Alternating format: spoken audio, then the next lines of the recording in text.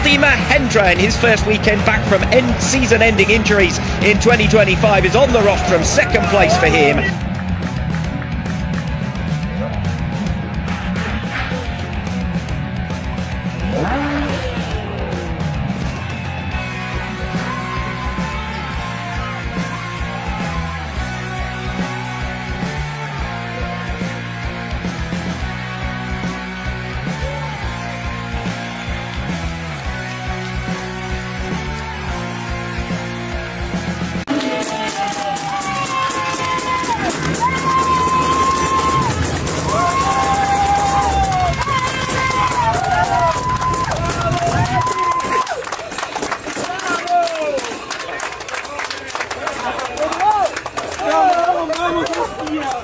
Vamos, vamos, vamos.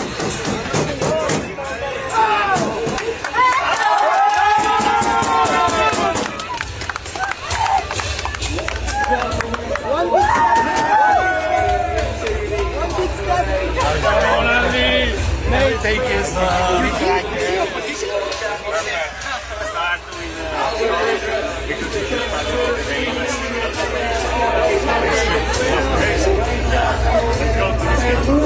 now